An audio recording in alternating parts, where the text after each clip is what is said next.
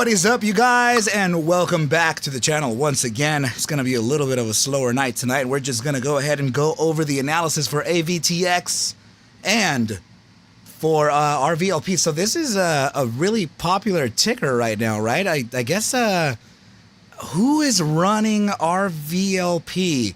I don't know, where did I know I'm seeing it all over Twitter, but who in particular is running the play, right? Like, who called this out first? Is it like a news event? What's up, Kit? How you doing? So you are looking at AVTX with a symmetrical triangle. May I ask, what time frame are you looking at, so I can go ahead and make sure to kind of jot it down here? Sebastian, what's up, my dude? Yeah. I think we should go over both of these tickers, as there apparently is some promise here, man. Oh yeah, I think I see what you're saying, Kit. Monster Mike, how you doing? Samantha, how are you? Good to see you here. Aiden, my bro. What is up, dude? I hope you had a good day. How was class, man? How is it all going? Is it a lot of pressure? Have they given you assignments yet? Are you over here like overwhelmed yet, or what? I hope not yet. Right, so yeah, let me just go ahead and get some of these key points out of here. And it's boring. Okay. Oh man, that sucks. I hear it though, man. I hear it. I was there too. I was definitely there. Let's see. I just bought some RVLP tonight. I saw Alpha Trader shared it into Discord. Oh, okay, great. I'm very happy that he did share it. Right, so at least we have some of the analysts on board kind of keeping an eye on it, right? So this is a good thing. You know what? I think I see it here, Kit, in the 6-hour time frame. I can make some sense out of it here, is what I'm trying to say. There is a very... Yeah, there's a pretty apparent support down here. This is a little bit of a fake out down here. But yeah, symmetrical for sure. Let me... You know what? Actually, I can go ahead and share with you guys some knowledge here, right? So sometimes when you are observing price action and you get this huge wick to the upside like this, right? That sometimes can be ignored depending on the situation, right? So the reason why I'm saying ignored is because oftentimes this leads to FOMO, right? So there's a little more of the psychological component applied to that huge pump to the upside rather than your natural price action. So in this case, I may be able to pair it there, but I almost feel like we may have to favor this one, right? So we'll try them both either way. So we have it kind of like this, right? And oh man, this is actually getting very, very close to that. Actually, it's already at the 75% mark. I believe that this thing could be ready to pop soon enough. Let me also try this one down here. Okay, that one looks, oh, I mean, I'm not gonna lie, that one looks pretty good too. I'm just worried about the distance here to the apex. So let me just block that other line out of the way and kind of observe this one here. So when, I'm gonna be honest too, when we start getting close to targets, like, I'm sorry, to the apex of the triangle, to this, I mean, this is already like 85-90% to the apex. So when we're this close to it, I'm already feeling like I may have overshot or undershot my destination, and I'm already looking for a potential other formation based out of this. So Aaron, how you doing, my brother? Let's see, can you do me a favor and look at a long position at PRZO, the Israel Arms, stock 50 shares at $3. Can you take a look at it for me? Thank you, Aaron. So the purpose of I'll try my best for you, right? So but the purpose of this stream is actually for AVTX and RVLP. But nonetheless, I will, you know, you can always come back to this and refer to it. I leave it recorded on the live streams. But yeah, I'll try my best for you, brother. Let me leave it up in here for you, okay? So usually I tend to go through ticker pickers like this during the AM, right? You know, it's a little hard sometimes because I get a lot of requests, but yeah, since it's a little quiet right now, and you know, there's not nearly as much volume as there is during the live streams, right? Sometimes it could vary between 150 to 200 people, or beyond that, or under that. Right now we're kind of a humble bunch right now, right? So yeah, but let me go ahead and put it up here for you, my dude. So that's PRZO, right? So, but tell me, man, are you already long the asset? Are you already exposed? Look at that, huge upside on all of these military-based tickers, right? So, very good call on that one. So anyway, yeah. So looking at this AVTX. Let's see, I'm waiting to get into my favorite class. Yours, my dude, Aiden, I can't wait to have you there, bro. It's going to be a good time. It's going to be a very good time for the new students in the ArcMastersCourse. Super excited, man. I get to share that, you know, that knowledge with a bunch of good people, man. And it's always such a good time. You know, I love getting to know everyone, man. It's really cool stuff. But getting back to AVTX, so I'm hoping for 1415 for RVLP. Okay, good. So yeah, dude. So regarding AVTX, at least for Kit was, you know, he actually notified me of this target here. So let's look at let's kind of jump into the volatility versus momentum real quick here, because I think that this could be prepping for an upside. Of course, we can always observe this in the hourly time frame. Yeah, hourly time frame is in the bullish control zone, and also in that gravitational zone. So this is expanding volatility too, by the way. Look at the MACD. It's already printing green. We have okay, we have positive cash. It's rolling in, man. This could be getting ready for a pop tomorrow. Is there news, by the way, on AVTX? This is let me see here. No, September 26th was the last bit of news that I got on this, right? It's not even that yeah, well, September 26th, yeah. I mean, if anyone knows of anything coming up for AVTX, please let me know in the chat. But I have a reason to believe this thing is getting ready for a pop to the upside. And let's see, 30-minute momentum corrective, right? Very, very cool. Actually pivoting towards that upside again. Let's look at the bi-hourly. Bi-hourly time frame pivoted straight to the upside. Wow. Decreasing bear pressure on the MACD. We're getting an upside pivot here on the RSI. Man, inbound cash. This is looking pretty promising. Cryptic, órale, cabrón, what's up? Dude, so actually, someone on X asked me to put together a thread on AVTX and on RVLP. No, I haven't seen Jennifer yet.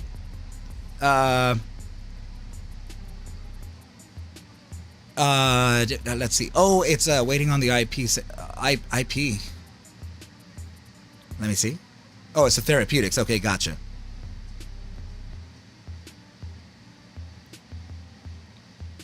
So, oh, dude, I didn't even catch the one before that. Cryptic. Bro. Dude. So, dude, what the hell? Anyway, so 4-hour time frame. the way that we can observe the 4-hour time frame is to see if actually we, let's take into consideration this pivot here, right? The position of it is pretty specific though, right? So you're looking at this, let me see, 43%. Yeah, it's getting very close to that gravitational zone, which would be around 2% from this border here, right? Up or down. So a way that we can kind of manipulate that or try to see if it's already pivoting towards an upside is to get a closer read, right? So within the 4-hour time frame, there is, within the stochastic momentum, there are two moving averages, right? You have the K percent representing a simple 14 period or a 14-day simple moving average. And then you have the D percent, which is a 3-day exponential moving average. So because of the exponential being so close to the price and taking into consideration a closer relationship to the price, I would actually move this down to a 1-day look back. So a period of 1 with a smoothing factor of 1. And take a look at that. So the 4-hour time frame is absolutely pivoted towards the upside in the earliest read. So I'm going to go ahead and put that back because it's not the best thing to shift stochastics into that direction there. It's delayed for a reason, and I like it delayed for that, right? So we have a quicker read on the RSI, even though it uses the 14-day simple, it just has the different smoothing factor. So the RSI is a quicker read. Stochastics are more of a laxed, laid-back read so that it can give you a not so reactive to the present moment price action type of read, right? So I honestly would recommend stochastics and RSI, right? I keep the MACD open because, it's oftentimes good to read the histogram as far as bull pressure or bear pressure, diminishing or increasing, right? So I think it's pretty good to use both of those, right? Oftentimes you'll see a lot of guys using a bunch of momentum indicators, but in reality we only need one. Right, so D-Man, I was actually just talking about HUBC a little bit earlier. Can you tell me more about that, by the way? I think it was, if I'm not mistaken, I think that's a moon market play, right? Let me know about that, right? So I know a lot of people's been asking me about that too. I covered it a little bit today. So if I finish the AVTX and HUBC with time, I'll go ahead, and the RVTL with time, I'll go ahead and look at that one for you, my brother. And if you're already in bed or if you're going to go to sleep before the time that I get to you, just refer back to the recording and you'll catch it, right? So anyway, yeah, so are we prepping here for a potential breakout from this symmetrical triangle? Well, it appears as such, and if we're going to be able to get a quicker read, then let's take a look at the immediate short term, right? So first of all, 15-minute time frame in the gravitational zone with an upside pivot here. Look at the bear pressure actually diminishing. We're about to get a bullish cross again, and stochastics are going to be pivoted up pretty soon. So what that means to me is that, I think pre-market here, or the early pre-market, may start showing indications of an upside and break through this trend line here. And not only that, I mean, mathematically speaking, whenever we are at critical contraction within volatility, so if you're not familiar with volatility, this is actually a linear representation of volatility rather than it being on pane where the price action is, right, represented by like a Bollinger Band or something. So I feel that I have a deeper edge using Bollinger Bands within a width percentile, because we're able to measure it, right? We're able to measure how long of a period we are within a critical contraction zone or phase, and how many times inversely we're at a critical expansive phase. So I think that this is a great pair and a very, very bulletproof pair to use into consideration with price action, right? So mathematically speaking, we're within the contraction zone. This could be set to mean revert soon enough, and I think that could be as soon as I think I'm gonna have to stick to it. As soon as the early pre-market, this thing could start breaking out. So if it does break out, what would the targets be, right? So let's get that kind of figured out first. Let's look at the bi-hourly time frame volatility versus momentum. Look at that. This is incredible. You have a massive upside pivot, very, very much convincing and absolutely erect, and you're looking at volatility actually contracting.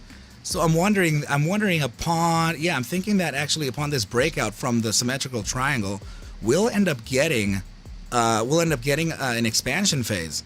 This is looking pretty good. Definite decrease of bear pressure here on the bi-hourly time frame. Let's see the 4-hour. Yeah, 4-hour time frame. We already saw this. Is getting that upside pivot. Let's move on and see the. All right, so we're catching up. This is good. This is a good deal. Okay, first of all, check out the RSI on the 8-hour time frame, right? And it's actually this right up here. This is the gravitational zone, right? So within 2% of each of these junctions, right? So in this case, we had the SMA 14 down here. We supported from it with the gravitation, upside pivot. We are now out. Let me see how. We're barely out. Let me see. Yeah, we're barely outside of the gravitation down here. So we're still kind of in danger to face. It's a bit of danger here. We may be able to face a little bit of a pullback there, but it's all good. It's all good. I think that would be natural for it to face it since it's the 8-hour time frame, meaning that we'll get an upside here. You know, probably touch down to the. I'm going to give you a very discretionary upside right now without actually looking further back than I should. Let me give you that bias. I think it would move up. Let's see. Hold on, I'll give you one. I'm throwing it. I don't want to. I definitely don't want to just guess either, right? So that would really suck for everyone here, right? Okay, so let me look back just a little more actually, because this is. Okay, I think I may see it. Let's see. Yeah, I think I'm gonna have to use this here. So this would be one of the zones, and the resistance could be. Let's see. Yeah, this is actually it. So 1478 to 1534 could be the first area before a pullback, right? So now what do I mean by that? So usually when you are breaking out from a formation like this one, such as a symmetrical triangle, you would use the areas of historical support, right, or resistances in order for you to come back and start validating the conversion of resistance into support before you continue to the upside. So there are arguably there are two targets, right? We could definitely reach the 1478 to 1534 and the 1679 to 1747. Between this range here, there is a very clear focus, and I would say 1588. And if I can adjust it ever so slightly here, let me see if it Yeah. I would do 1588 as a focus here. So let's go ahead and jot that down and make sure that we can have it in on paying for for the potential play for tomorrow, right? So okay, now that we know the areas that we can actually move up to and then back to, what would be the outcome overall? Okay, so that takes us to the take profit targets or the price objective based on this play. So a symmetrical triangle has 3 bull targets, right? So the first one you can observe from the breakout point, right? So let's just assume that this is gonna be our supposed breakout area, right? So we'll take a trend line from that supposed area of breakout all the way, from the hypotenuse all the way down to the very bottom support of the symmetrical triangle. In the trade, this is actually called a descending triangle, right? Mathematically speaking, symmetrical. So now let's right-angled triangle, not a symmetrical. What the hell am I talking about? Right. So now let's go ahead and guys, no one corrected me here. Symmetrical triangles are actually used with this formation here. I feel like this is more of a right-angled, right? But if you need to see the symmetrical, then yeah, it would be something along the lines of this. My problem with the symmetrical triangle is that we're too close to the apex, which makes me feel like this play would be a different play. Remember what I said a little bit earlier. Alpha, what's up, dude? How are you, man? And I wanted to say thank you to you, my dude, for sharing the RVLP play in the Discord. I'm curious over it. I actually didn't get to see your thread of analysis, dude, but I hope that what I say here could be in line with your thesis as well. But yeah, you guys, please make sure to show some love to Alpha Trader, as he is an influencer as well and an analyst, and also shares with us his he's kind enough to share his analysis in the Discord as well. So thank you, my brother. Really appreciate you having here. Yeah, CYBN is actually a play that I spoke to Sebastian about. I had him hold all today because I think there's an upside still on that one as well. So, Kit, if you're still listening to me, I apologize. I I don't understand how I was calling a right angle triangle a symmetrical triangle, right? But regardless of the fact, I do see the very clean regression here, trendline regression rejection too. So this is, it's nice. My only problem is that we're so close to the apex. These triangles better resolve when they're around 65 to 75 to the apex of the triangle, right? So it actually hasn't chosen to break out or break down. So in this case, I feel like I may actually have to favor the right angle triangle, but it's still okay. The thing is that I mean, at some point we're going to be able to use the regression here, right? So if that's it, then yeah, we may be able to continue on to the upside, and then at some point come back to this regression and start using it as an upward trend. But yeah, I'm over here just I'm over here talking about this of the symmetry here when it was a right angle. My apologies. But yeah, so let's go ahead and kind of leave this in place, but just a little, you know, minimize the visibility a little bit on it, right? So we'll go ahead and dot it up. Let's see here. There we go. But right, so the actual one that we're favoring would be this one for now. Right, so let's make it a little bit of a deeper green so that we can identify that as the potential floor. Okay, yeah. I just I see your right. I see your symmetrical though. I do see the regression very, very nicely placed here. Which and to be honest, I do think that we can use this regression even into the coming days, right? But I think that this I think the right angled had a little bit of a fake out here, but generally speaking, the support range is highly confluent. So maybe right, maybe that can be it. So let's see, soaking it in on ARCa's expertise, my brother. Oh, dude, thank you, man. I appreciate you, Joel. What is up, dude? Good to see you here. Always good to see you. And Cryptic, what did you say, brother? You said HGBC is gonna tank. I think, man, if it's gonna be one of those tickers too, where it's like a per se a pump and dump, then you know, maybe, right? And we have to really be careful with those things. You know what? I even feel bad saying to, you know, telling my guys, like, guys, please don't, you know, maybe consider staying cash. It's probably not the time to trade right now, considering the entire, you know, the entirety of the volatility and the issues abroad. I felt bad kind of holding him back, right? Because I know Sebastian could have made a really an insane killing on that, right? But and what if he didn't though? What if it reverted and just went to the floor, right? I would feel terrible. And I've actually expressed that, you know, Sebastian here, he can contribute to this, but I've actually told him before, you know, in private, I've told him, hey man, you know what, that play didn't work out as good as I thought. Let's try to figure out how to get out of it. I feel so bad. And he tells me, no, man, you know, it's not your fault, or it's nothing like that, right? So yeah, I mean, I appreciate it, but still I felt some type of of guilt holding him back from they were talking about entry at 60%, the thing, or 70%, the thing ran to like 200 or 300. It's ridiculous. It's such a, it almost feels false. It's so crazy. Yeah, you can't trade scared. You know, that's what stops are for, ARCa. Yeah, of course. It's just in a highly volatile ticker like that, I've experienced skips on my stop losses, but to be honest with you, I have never experienced a skip on DAS. To be fair, it would just be on some traditional broker, right? So, but I have the fear of being skipped on my stop losses because of volatility. So it'll literally just, you know, gap down my stop and leave me there, which and then it'll stop me out when it's going on its way back up. Dude, it's terrible. Some real black swan like stop events here. Then why do you stop me? No, dude, it's because I don't know. It's because I don't. Have you ever actually experienced that? I'm very curious over that, Cryptic. Have you ever experienced DAS trader ignoring your stop?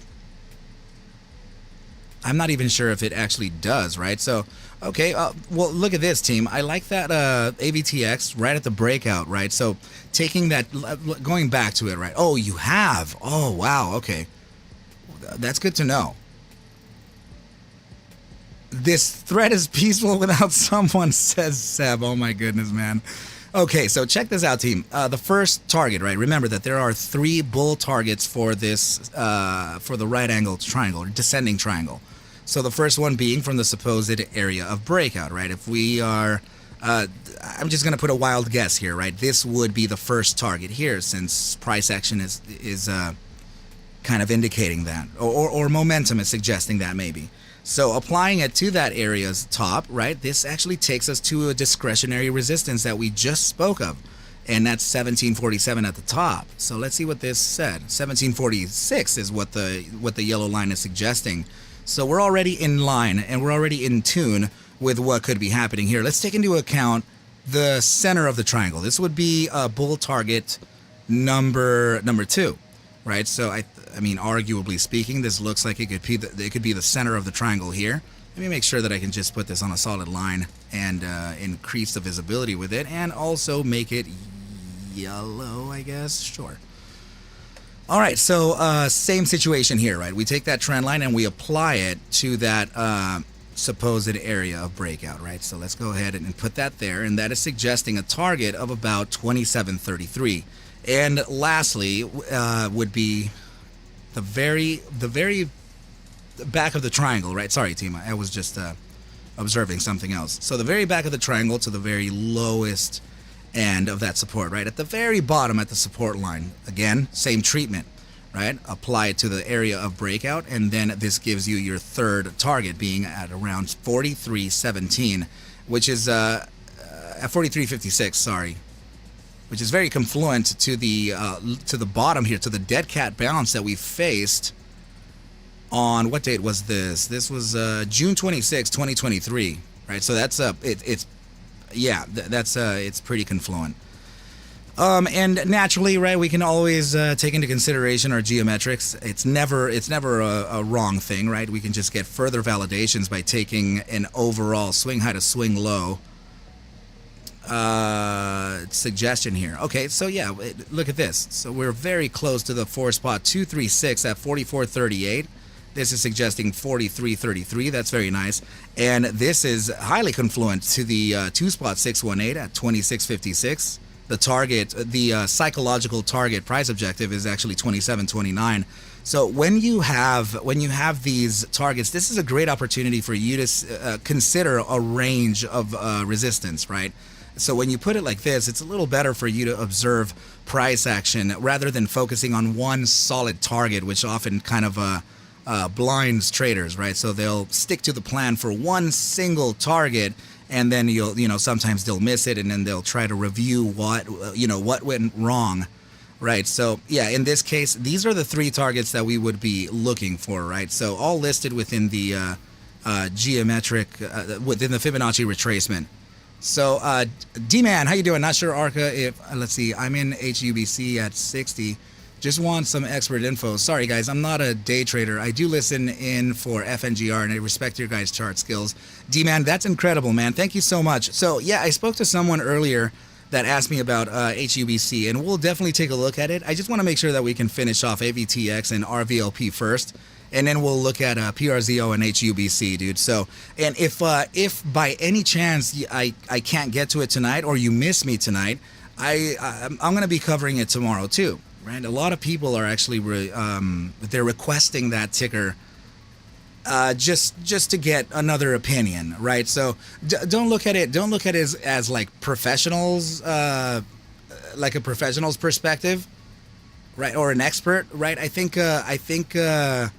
it would be cool for you to just look at it as a different one, right? Because everyone trades different. Everyone has a different edge, right? So, my targets may not be exactly like cryptic traders, or it may not be like Sebastian or Alpha Trader, right? So my targets may be slightly different, but you'll probably notice that they will kind of rhyme, right? So when you do have that rhyming, you can observe your targets or whatever you were looking at, and kind of plot it out in the chart and see where the higher probability resistance would be as far as your discretion, right? So I know that you're not a day trader, or you're not charting, right? But I think that would be a good way to kind of observe price, right? Not to a distinct single target, but more like a range target, right?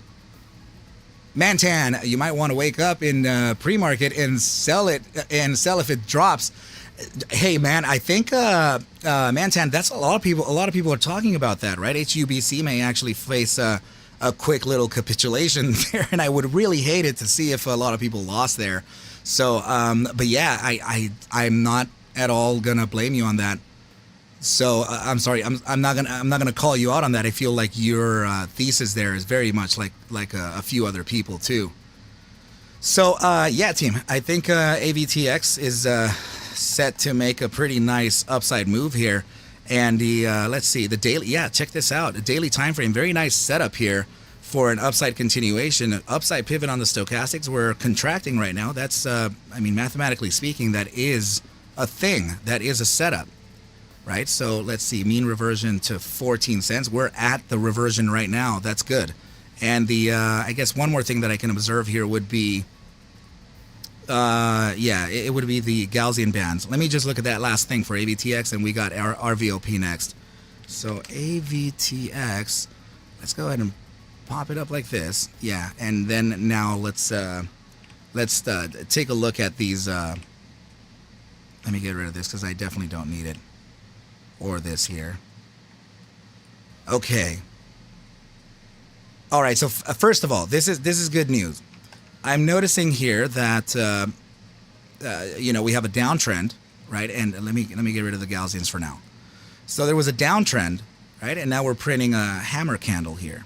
So this hammer candle is suggesting a continuation to the upside. I must admit that the next candle would be validation for a continuation to the upside. The only thing I like of this candle here is that it opened and closed beyond an upside of the opening from this prior candle. So if you're looking at a green candle, your opening is at the bottom side of the body. If you're looking at a red candle, your red candle's open at the top, right? So this is the open of the candle, this is the close, and inversely, the green candles open and close. The shadow or the wick is where the price was during the history, during the, you know, the span of the life of this candle itself. So now moving on to the next topic here, we need the Gaussian band. So the good news, what I was going to tell you about, right? So I know we have 1, 2, 3, and 4, and 5 candles closing upside of the support line being 1338 here on AVTX, right? So what I'm saying, what's up, Ian? Good to see you here, my dude. Lauren was going to give me a low and high of the day. Zeph, what's up, dude? So anyway, what I wanted to point out here is that it's bullish in a sense because we started kind of knocking at the door, kind of insinuating a potential downside or encouraging it somehow. I like that we're creating a series of higher lows, and we definitely have a series of higher highs, although the distance from them are very arguable. Right, so I think this was a bullish statement for the simple fact that we touched below the mean, and now we're closing upside of the mean with a clean 12-hour closure. Right, so that's already looking pretty good. Let me observe other time frames for the Gaussian bands. Okay, so yeah, we may have a shot to close the first 8-hour candle after these two tomorrow. Right, so we're gonna see if we can actually close without the candle touching 1340 at all. We will have to see. One more thing to look at here, right? You have a descending price action. You also have falling volume. So not only does this give you the signal of a triangle at play, but also that the bear thesis may be losing some strength. So let's move on to the buy daily. I want to see if I can find any reason for a support or resistance using the Gaussian bands. Really quick here, 1 day and 16 hours, that's going to be Wednesday at market close. Yeah, it looks like we're increasing bull volume here, so let me kind of keep that to myself for now, actually. Just a sec, team. Oh man, okay. Let me see this on the buy daily.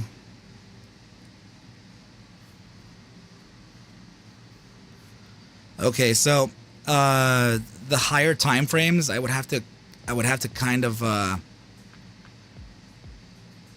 I think I would have to side with Kit here. And the reason why I'm saying that is because this is a very, very apparent, it's very clear too. There's no way this can be forced, this symmetrical triangle. So otherwise, if this was built during an upside, it would be considered a pennant. But in this case, it's a symmetrical triangle because it's on a downtrend. The thing here is that this triangle can be traded both ways. So if you're looking at your regressions like this, then you are able to, I just don't like that we're at the very tip of the, to the apex of the triangle. That it makes me feel like price action isn't creating a formation. It's actually just consolidating and getting tighter and tighter and tighter, meaning that we would be contracting tighter and tighter and tighter. So let me pull up BBWP here. I already have it up actually, and that would be in the blue zone. Oh, okay, so it is contracting, but not in the blue zone. So it is dropping volatility. Let me see the 3-day. Okay. 12-hour time frame and daily time frame also contracting. So yeah, contracting just meaning that there are less shares being traded. What I would say though is we printed a bullish engulfing on the daily. Okay, so that would be back to back bullish engulfings. Wow, nice. That's a clean signal for an upside continuation. So the way that you can determine that is actually this. First of all, it would be this here, right? So focus on just these two right here. You see the green body engulfing the prior red one? So that is a bullish engulfing. Now when we move this forward, notice here too, right? So you have the green body engulfing the prior red one. So that's also bullish engulfing. I just don't like that we, that it closed a little tighter, but it's still part of the contraction phase. Yeah, I think this is getting ready for an upside move. It's going to be choppy, but I do see an upside move coming in. If we did play this, towards the downside, that would really suck, okay, you guys, because there's, just like the other triangle, this has 3 targets as well, right? From the very back of the triangle, right, you have your center of the triangle and also your supposed area of breakout, which in this case, we could assume to be the next day, right? So first target, you would be led to 1046. The second target would be taking us to 624. And I mean, mind you, all of which is in price discovery. Nothing back there to stop price action from continuing lower. And then 359. And then you can validate these, right? You can definitely take into consideration an inverse fib. I think it would be probably a little too big to take it like this, right? But yeah, it's okay. All right, so yeah, let's go ahead and just make sure to. I need to add a trend line here so that I can align my psychological price objectives a little better. As you can see, they're kind of off, right? So it's just because I'm sliding things just in and out. So just like this, right? So let me go ahead and put it right there. And yeah, that's looking a little tighter now, right? So let's go ahead and look at the targets. Oh man, look at that. One spot 618 golden mean at 358. This is suggesting 362. Remember that this is just a downside thesis. I'm just giving you this in the event to where price action goes to the downside. Right, but this, remember, is because the symmetrical triangle, per the trading rules, it can be traded both ways, right? So, and the targets that I gave you before this, using this triangle, these are still valid, okay? This looks like a Joe play? I hope not, man. There's a lot of retail holding this, dude, and I really do hope that they can actually benefit off of this, right? So the second target here is it's rhyming with the one spot 272 at 562. We have 638 to the psychological price objective, and this I would actually have to correlate it to a previous support, so that this target here, what is it? That with the 1039 target, we would just pair it with the support down here on this wick to 960. right? So those are your targets, and I can't even put I can't even put anything else. It's just this is the target because there's no historical value there. I got to choose one. RVLP seems like a better play, I feel. Well, now we know this, man. Now we know the targets for AVTX. Let's go ahead and move on to ticker symbol RVTL, right? And let's see. You know what? I'm going to keep this up in case somebody asks me tomorrow. So RVLP, what time is it? This is, we're starting RVLP at 9:46 p.m. Pacific. Damn, I am seeing already some things that are massive on this, dude. So I know that this is running because of the conflict, but other than the conflict, like what would this be used for? I'm asking genuinely because I'm not sure like what they do.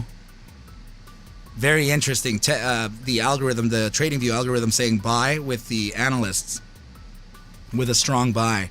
It's not always that you get to see this in line with each other. The algorithm is based on moving averages, oscillators, the technicals, literally here. Right. So let's go ahead and just look at a description here or something. RVP.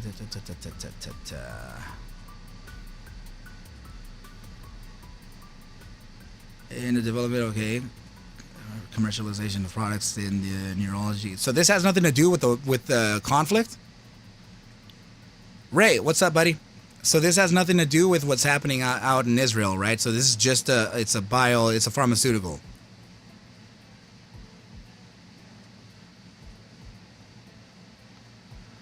So Ray is saying that they did say last month they were in advanced talks of some type of merger or buyout. That is amazing. Thanks, Ray. Thank you so much, brother. Wait. So Alpha is... Let me see, Alpha. What did you say, brother? Thanks, Kit.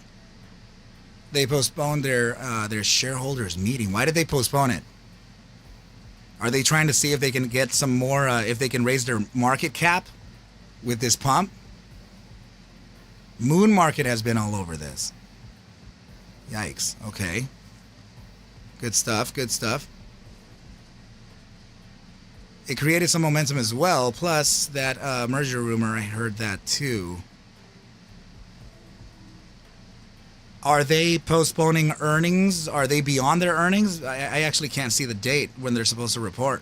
The last time they reported was actually a miss, a heavy miss. A very, very heavy miss. That was a 114.29% surprise to the downside on earnings, right? So revenue was also 22.3% downside.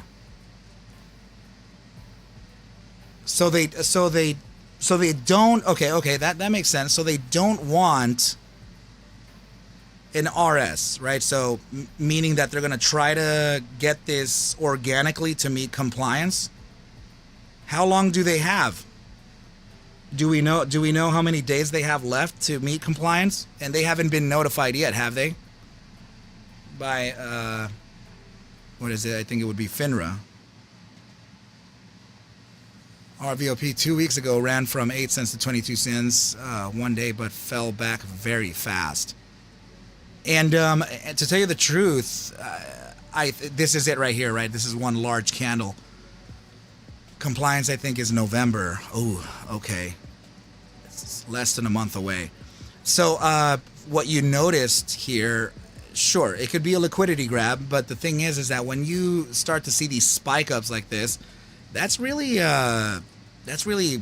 you can also correlate that with fear, right? Because you can, I mean, please notice that this run from $1.16 to $3.01, you have people stuck up here, right? So whenever and just continuing to see a downside. So every single pump to the upside brings hope and possibility, right? So, and this too. So, and in this case, is you're getting some massive pumps to the upside, which would probably introduce the opportunity to let go of losers with any type of gain that you can recover. 2024. So Aaron is saying that they have 33 days to meet compliance. It would be late November. Okay. All right. So like 2 months. Yeah, actually, I haven't even looked at that, dude. Yeah, there probably is, man. Let's see. Look at this on the 6-hour time frame. You can't even hide it, man. This is embarrassing, man. These people, wow. You know how we often look for manipulation signals in the lower time frames, but check this out, right? So let's see, if it's November, then that's accumulation of an acquirer. Yeah, so you're thinking maybe institutional? I definitely don't think it would. Well, I mean, 17 cents. That's I mean, I guess a retail whale can also, get in on the action, but yeah, maybe institutional. So, no, what I was going to say here is that if we put this on Heikinashi on a 6-hour, then you're going to start noticing more signals of manipulation. And you can actually see that it was as soon as last Wednesday, the Wednesday that just passed. Was warned off this stock due to the stair stepping. Yeah, the ladder downs and potential of getting stuck. Ian, that it was probably good that you did. I think if you're going to trade this asset, it's very hard to. And I don't remember, guys, that I'm a day trader, right? I'm a very short-term trader, and I rarely invest, right? But in this case, you're looking at a 17-cent asset, right? So, if I were to hold this for a long time, I would I don't think I would want to do it under $5. But imagine you had just a bag of this at 17 cents and it did go, forever and ever up to the upside. That would be great. But oftentimes it's, you tend to get some people to stay away from investing or long holds within a. It's just, this can get mangled, dude. It's 17 cents. It's very easy to kind of move. So let me see. Jim saying drones. Yeah. I hear that. Yep. Kit saying taking a reverse split off the table. It's like tea leaves. That's wow. That's a good that's a good comparison. So for this thing to organically reach $1 over the span of 2 months, it's not impossible. It's just improbable, right? So it's just there's a lot to combat here. But if you do get it to the upside, I wouldn't think that a huge, just impulsive move to the upside would be the best idea. I think a natural growth would be best, and a slower one at that, right? But let's take a look. First of all, we're noticing huge manipulation on the 6 hours. So I mean, look at this. Let's move down to the 30-minute time frame. It's probably going to be saturated with signals, the yellow X's, right? So let's look for those. Nothing as of recent, right? But here's 2 shots of that. Here's another 2 shots of it. Another shot there.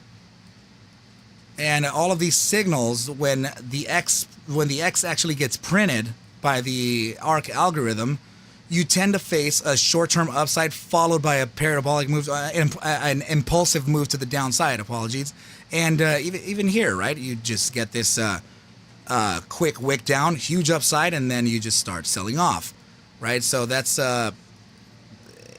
there's a lot of manipulation in this, right? So look at this, just quick little upside and then just falls to the ground. This one here, oh my goodness. So just know, if you are a holder of the ARQ algorithms, that Composure is giving you the manipulation signals for an upside too. right? So just not a end all be all, right? So in this case, you can manipulate up, let it sell off. You can manipulate to stop it and then continue upward, right? So that's the look at this. Oh my goodness, 1, 2, 3, 4, 5, 6. No shame, and I'm talking about a 30-minute time frame. The manipulation signals usually appear best in the 1 to 15-minute time frames, right? Especially within those micro time frames. So, are there any recent? Let's take a look. Yes. Let's take a look at the manipulation signals for the current price. So here, yeah, let's take a look at the immediate short. Let's see. So nothing here on the 5-minute time frame, but we have to check both of the regular candles and Heikin Ashi candles, right? So this is today, right? And then this would be your after hours trading. So let's observe here the 4-minute time frame. Let's see what they're doing. Okay. We're not seeing any shots here, but honestly, while this upside is happening... Oh, is that one? Yeah, there's one right there. That was Friday. It was to stop it from selling... Oh, actually, no. Yeah, this manipulation signal came in and it eventually bottomed out from where? 13 to about 12. So, yeah, it lost an entire tick. You're holding 120,000 shares at a 13-cent average. You are massively up. Yeah, I think that merger news would be amazing. So if reverse split option is removed, they'll likely have an acquirer taking them out. But how far along is the audit? Anyone know? That is a good question. And that, yeah, 13, 14, 15, 2 ticks up, 5K. That's, yeah, you could, and yeah, at a certain point, you were up to 19. Oh, man. That's, I would have felt the itch right there. You know? So sorry, ARCa. I'm going to head to bed so I can catch you in the morning before class. Thank you for all you do for me. Love you, bro. See ya. Aiden, please be safe. Get your rest, dude. Absolutely. And, I'll catch you early in the AM, and we'll see about. Wait. Please know this, okay? We should definitely not trade on data releases, right? Tomorrow, I think it's PPI and the FOMC minutes.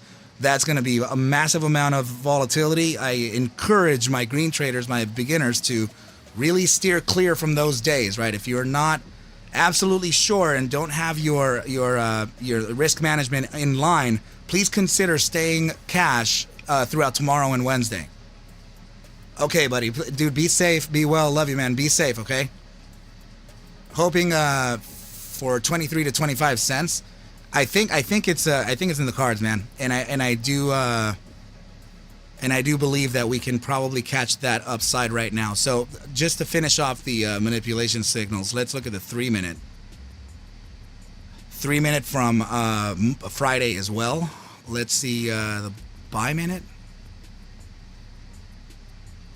Yeah, you were going for it, but then you got this little quick. Actually, it would be on a shorter time frame, probably a tweezer top too, right? Yeah, you could just wait for the confirmation of direction. Oh, check this out. Buy minute showing manipulation. Not only. Oh, that was today. Nice. This. That makes me feel some type of way. They're manipulating upside here. Let's see the 1-minute time frame. Oh man, okay, we're gonna have to look very closely. Yeah, the 1-minute time frame has and in the pre-market, they're manipulating up. Look at this.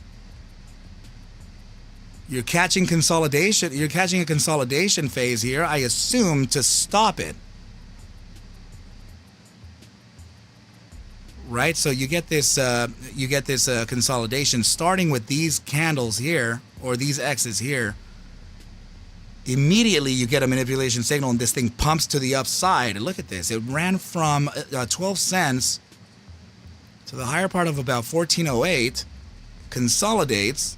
You get another shot of manipulation from around 1398, and the thing ends up at 19. Guys, I would be very, very, very careful with this ticker, okay? I have to be honest, I haven't really seen shots of manipulation to the upside, and this is getting so, oh my goodness, Friday is saturated with manipulation. It almost feels like this is being compressed or suppressed from continuing on to the upside. Kid Kittredge saying PPI and CPI Wednesday and Thursday. Yeah, so we're getting the producer and the consumer side of the scope, right? So I think we'd have to be careful, especially with CPI. And tomorrow, is it tomorrow that we're going to face the FOMC minutes? I thought it was tomorrow, but it's Wednesday and Thursday, not yes, Ray, they do. This is something that we observe live. So oftentimes when we're noticing potential weakness coming into a ticker, somebody would say, ARCa, please pull up the ARQ indicator, right? The composure algo, and we'll observe it, and then we'll catch, or somebody in the chat will say, ARCa, you know, the other ARQ holders or subscribers, they'll mention it live and they'll say, ARCa, 1 minute time frame, ticker symbol, whatever, manipulation signal here. And we'll start observing it, and then of course, price action capitulates right after it. Don't tell Gorilla. Yes, they do pop out in real time, so it's important to observe a few time frames here, right, as you're trading, right, because you're talking about candle closures every 30 seconds here. So but yeah, oftentimes we'll be observing 30 seconds to around 30 minutes, 30-minute time frames. So in the event to where you need to ask for more info, get in touch with Ike at ARQ Indicators at Gmail, right? So that's going to be he's the primary developer for these, right? So he's definitely the person to talk. So it's either him or I. We both respond to this here. So I was waiting for NVOS position. What happened to that, by the way? Wholesale inventory Tuesday, FOMC minutes on Wednesday. Okay, gotcha. That makes sense. Zephram saying, I scalped 2 cents of TTOO today. Nice. And you sold at the top. Ray saying that's amazing for sure. Thank you, my brother. So this is I don't know anyone else that has provided an algorithm that can spot manipulation, but it is very it's a very conditional script that was written here. Today it was so difficult to trade. I noticed I'm talking about a 2-minute opportunity at around 11:15 or 11:30, and I ended up getting a 51.37% gain on some next day expiries. Not even 0 DTE. I got some next day expiries, and wrote it for just, I'm not kidding, it was probably shy of 2 minutes or just over it. Alpha, have a good night, brother. Take care. Be well. Be safe. NVOS, want one more shot below 25. I would agree. So I think that if you don't get that discount, it's going to be very difficult. No, Cryptic, I'm so sorry. No, dude, I'm not going to lie. It kicked me in the butt. I didn't want to tell like the entire world that I was going to go in. Right, so I low-key I did trade one, and that I did face a loss today in the first part of the day, and that was an immediate one. And I was like, oh, dude, it was with a wide stop, dude, and I I had to wait and chill out for a bit, and I came back to the trade, after I was speaking to everyone, and I came back to it around 11:30. I'm like, okay, well, let me try to do something here, man. So I got a 51% gainer, but that did not do anything to the loss that I faced. But it's okay, it's just another day in the office, man. So we just have to recover tomorrow or the next day, right? It's just gonna be a little difficult tomorrow, dude. Again, let's see. So First day I took a red on SPY and oh man. It's just, dude, we don't trade news like this often. You know what happened to Israel? Dude, we're not, the markets don't know what to do.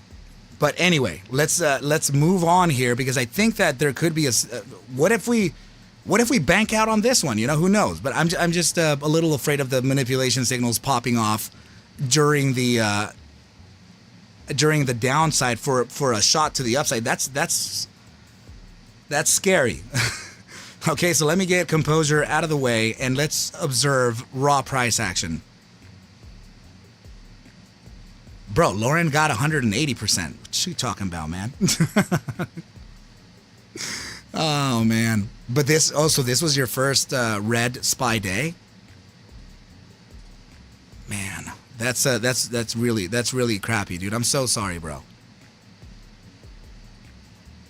ARCa Bulls fam can manipulate this up, dude, I bet, but we can't like use that kind of power, right? We definitely don't want to pump any stocks, as I think that the talent that we have within the ARCa Bulls circle, I think that the talent really comes from the charting, right? That we know that we have a heavy discretion, we have systematic approaches and quantitative approaches. So I think that's where the magic really lies. Although that there is like 15,000 people, right?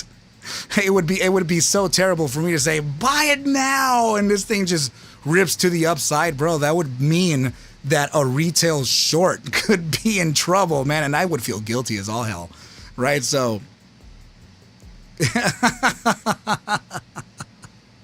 and everybody would be like, what? Don't feel bad for the shorts, ARCa. Targets on AVTX short term just joined. J-Dog. So yeah, real quick, just to give you the oh right. Damn.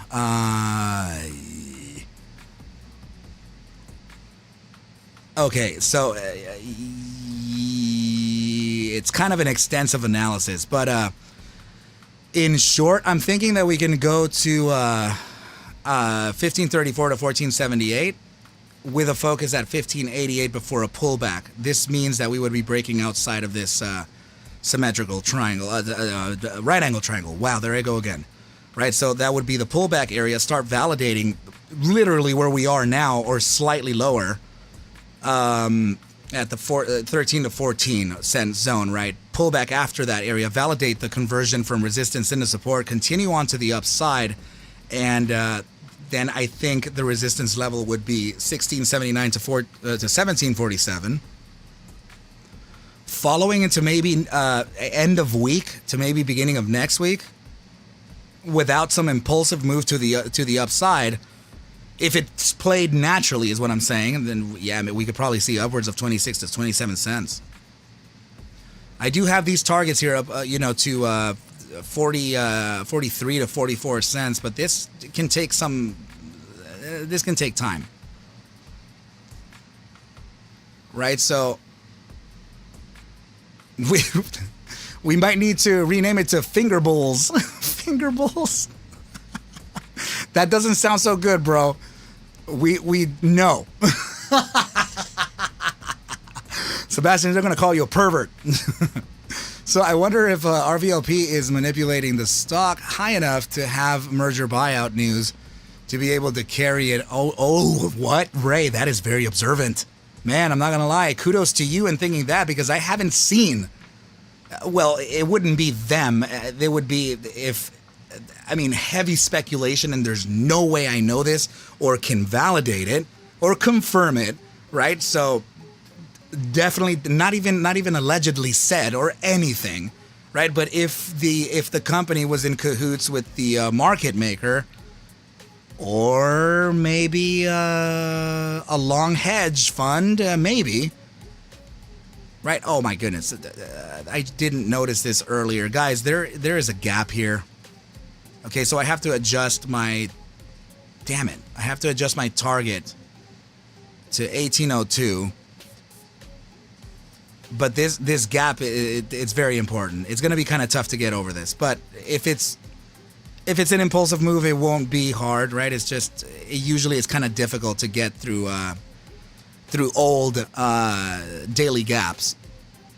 I've seen stuff on Twitter. Wow. Okay, so that companies hire shorters to raise and lower prices. Man, I wouldn't doubt that for a single bit. So they have a potential RS vote coming up, but definitely on my watch list. J-Dog, which one, dude? AVTX?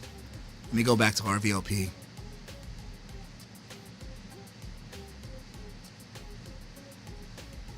Let's see. Yeah, man. So oh, there we go. I've seen these teams, right? Quote unquote teams of shorters who claim that some companies hire them. Damn. And are they strictly trading it, or are they playing the psychological game by, you know, bashing it? Because that's also a thing too, right? A call to bash it psychologically. Dude, I noticed that a lot of short bias teams, or however you want to kind of say it, I've noticed that some of them use the psychology verbally, right? So, but trust me when I say, dude, that I'm also short bias, right? But I don't even care, bro. I will call it short, and I will play it short without playing anybody's head, right? I think the best short sellers are able to do that, to just play the play without saying a word, man. And you know what? Actually, just to put it honest to you like that, Cryptic and I are both short bias traders. Joe H, yes, Joe H is also a short bias trader as well. ARCa, how's your night going? What is up, my brother? Good to see you here. I just got off my shift and saw you being live. I'm ready for tomorrow. My dude, good to see you. Dude, it's going good. I'm warning people of a few tickers here, right? AVTX and RVLP, but they are showing I guess some upside, right? And dude, I got a little annihilated today on a short play on the SPY. So I should have been long, but I eventually got that 51% gainer later. But still, man, I got a little demolished in the early AM. I say just play big stock and stop worth crap. Yeah. No one can manipulate you, dude. That's right. It's if you play like Meta or Tesla, Apple, tickers like that, it's so hard to move the needle on that. It really takes it in just an absurd amount of volume. It's just a lot of pressure. Let's see. So they manipulate their trades with massive amounts of trades. Yeah. So since it's 17 cents or 15 cents to get. Also, I would imagine that it makes sense to get so many. I don't even know what the borrow fee is for this, right?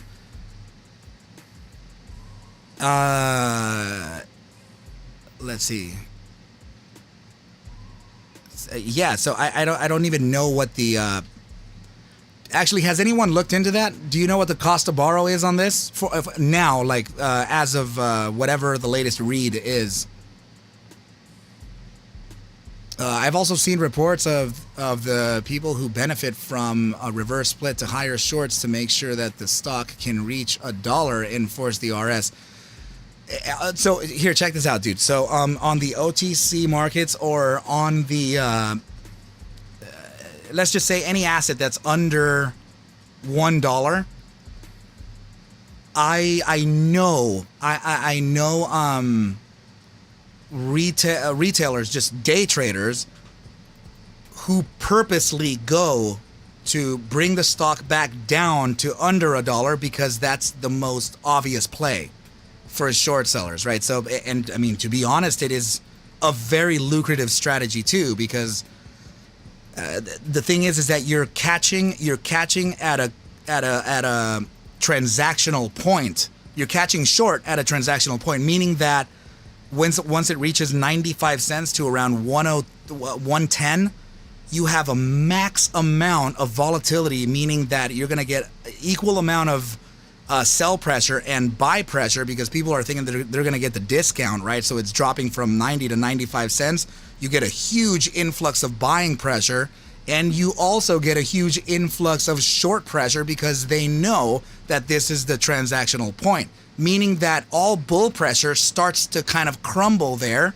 So if the shorts are playing the normal play, you bring it back down from the dollar mark very much easier than the bull can keep it going beyond a dollar.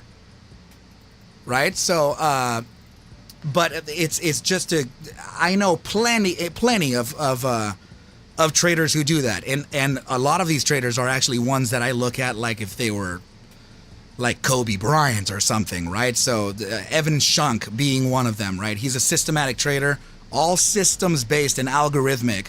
He's one of them, right? Him and his brother, I think it's Chris Shunk. So both of them, they're short bias traders, but not like paid, right? They actually very rarely post anything on social media, but they're short biased and systematic, and they look for tickers that move up above a dollar to short it down, right? Because it's a typical play.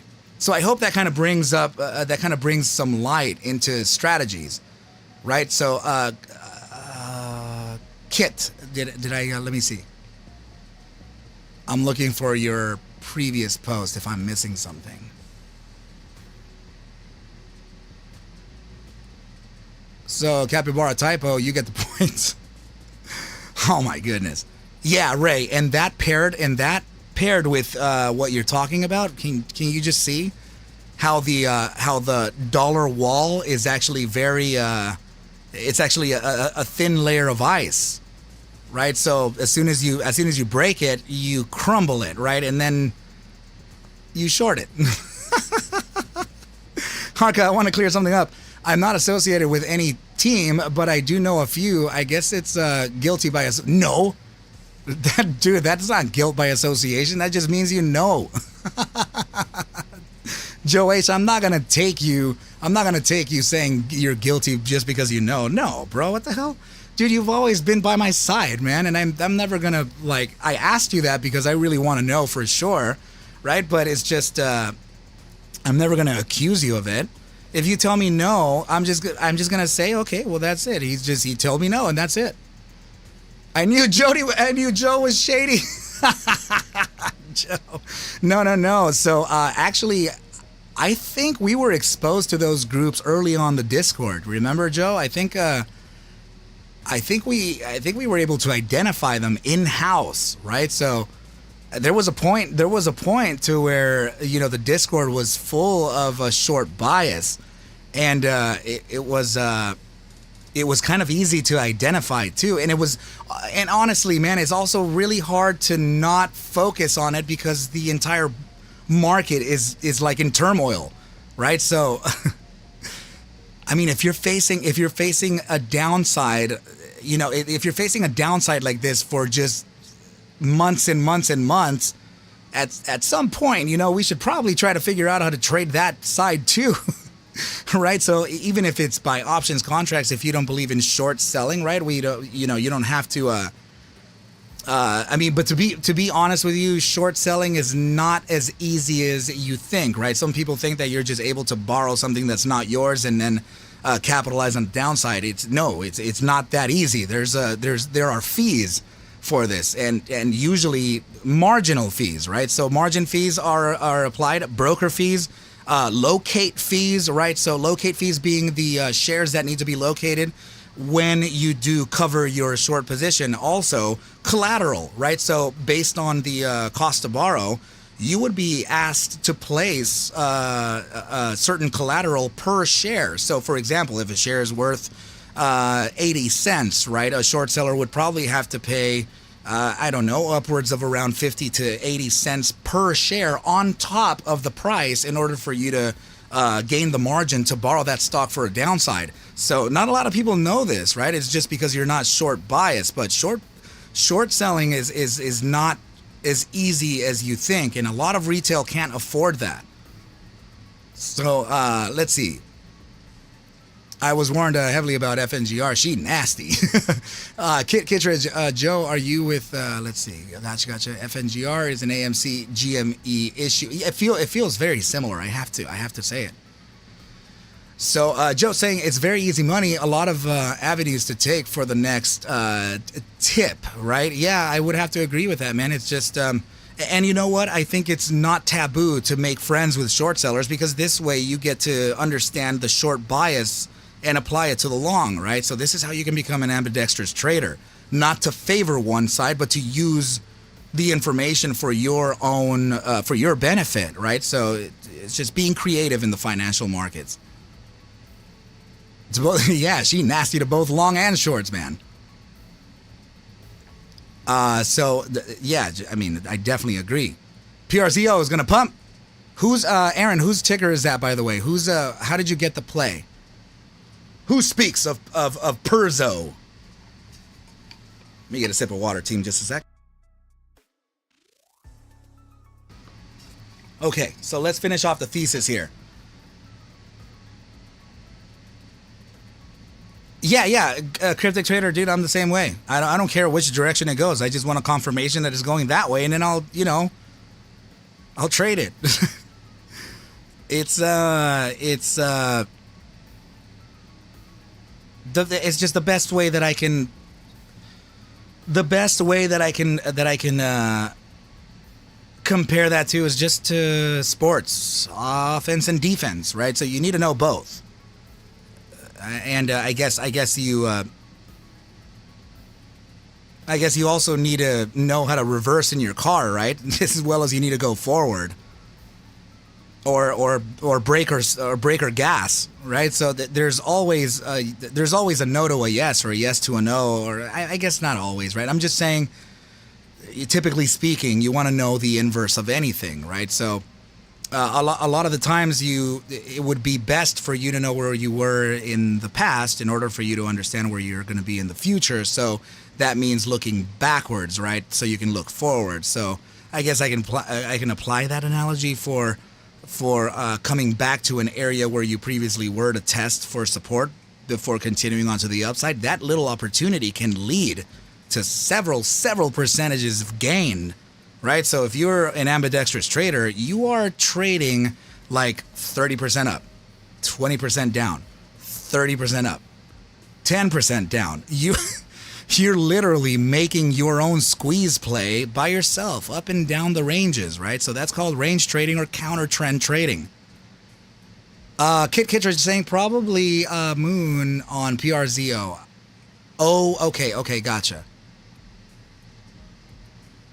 PRZO is, so they have the drones in Israel? Bro, Ray, thank you. Yeah, we're going to have to, I have to not say that word. I can't say that word, man, because I'm going to get like demonetized or something, right? So it's, So Aaron, right? Aaron saying PRZO next. I think it will pump all week due to Israel. That word, pump, right? So I can't say that word. People are. I mean, the algorithm is so picky. Moon. Okay, gotcha. Did I even say the word? I hope I didn't. Manipulate RVLP it down for the next entry. Let's catch the bottom side, right? I think it's actually coming down for a bit. So let's see how far it can come down. First of all, notice how the RSI here in the 30-minute time frame is has already pierced the SMA 14 support represented by the pink line. So what we do here is start to look for upper time frame RSI reads where the blue line, the RSI signal, is above the SMA 14 and coming down towards it. So the reason why is because we would be able to use a couple or maybe a single upper time frame RSI read to identify a potential support. Right, so let's see the hourly time frame.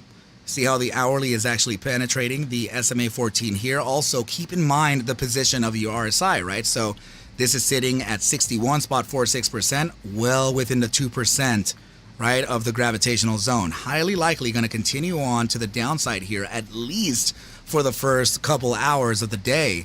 And is this trading after hours by any chance? Has anyone noticed that? Let's see.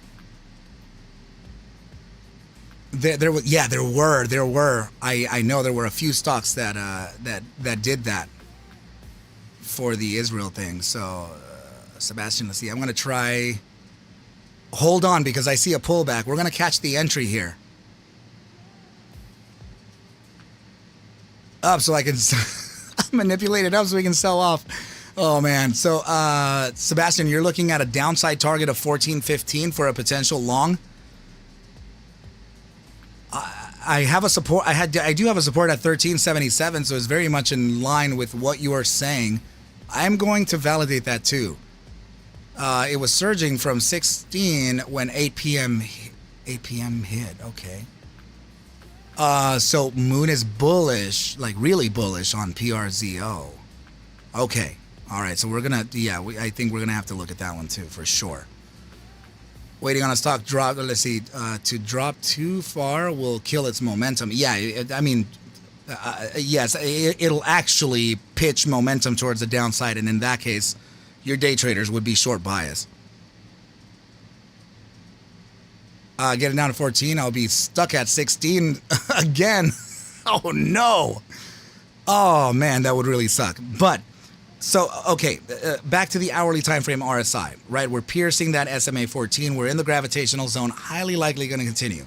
So now we have to move up one more time frame to see if we have a support there, and also its position, right? So, yeah, this is definitely the one. So it looks like we can actually face the downside here to face support from the SMA 14 and the gravitational zone. We could actually use both of those as a support before it bounces to the upside. Okay, and we have positive cash. Yeah, there's inflow here. This is actually this is looking pretty good.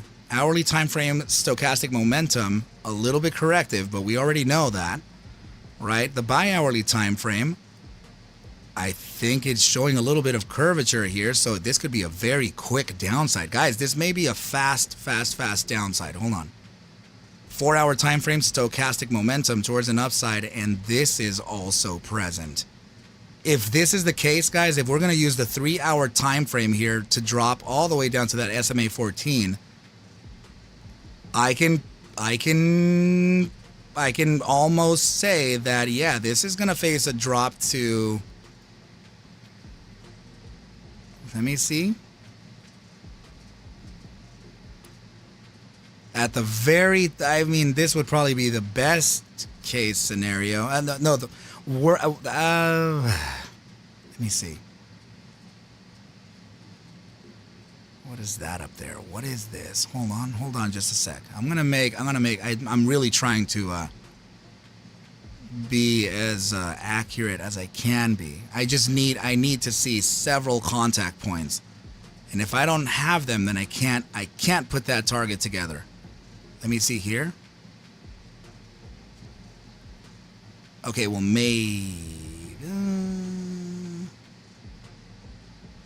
I think this actually rhymes a little better. Oh my goodness, man.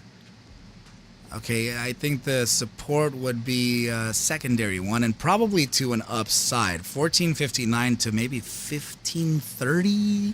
Let me see if I can get it. Kittredge, 15 cents. Yeah, I'm definitely looking at that too. And so is Sebastian. He's thinking 15. What did you say, Seb? 14.15 or 14.5?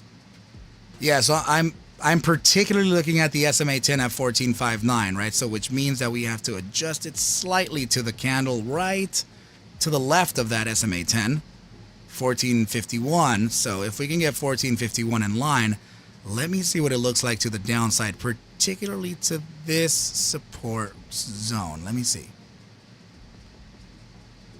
Do we have anything? But of course we don't have anything back here. Ugh. Okay, yeah, we have such a short time frame of historical supports. Yeah, this would be it here. 1402 to 1451. And there is a focus at around 1504-ish. I would say maybe 1524, around there. But I think I think it does have a probability to drop into this target here. And just in case it goes a little bit lower, right, we still have this zone here, 1349 to 1376. But at that zone, we would need heavy confirmation. So this target here is based around the EMA 21 and the SMA 10 on the 3-hour time frame. The 12-hour on the Gaussian channel, let me take a look at that, bro. You know what? I think I have a couple things ready. Yeah, look at this. So 1720. Yeah, this was I wouldn't be surprised if tomorrow we come back down again. And this I'm gonna give you another. Okay, this is a 12-hour range. Okay, this is not the same as the time frame that I just observed before this. But I have to give you this because this is very. It's very specific. Okay, so 1603. Hold on. Man. No way. Okay. There is a fair value gap that makes this one huge. Okay, the higher likelihood is that we use... First of all, let me show you what I mean by fair value. Let me pull this back. Notice these two candles here, right? You have a wick coming down to that zone there. Let me pull up maybe an arrow or something.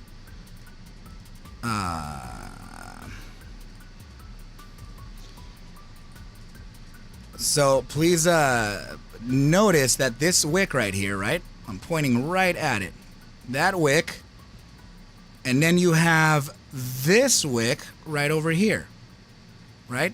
So the space between those two wicks, in between this candle, is the fair value gap, or a price imbalance, right? So that imbalance usually tends to serve as a resistance or support on for price. And of course, we have to kind of jot it down there. And now if we look at this, okay, I didn't notice this before, okay? So 1603 to 1387. Let me go back to the previous chart and see what the total range is here. So we have 1451 to 1349. So it's sort of similar. It's very similar to what we were already kind of speaking of. Yeah, so I think, yeah, Kit, I think that there could be that, that's what I was going to get to. I was going to say the 50% of retracement here is landing at 1473, right at this candle here. Okay, so I think that there is a possibility to get a drop here to that focus. So if we can really kind of put that down like this, then that would be a play, right? So let's entertain that target.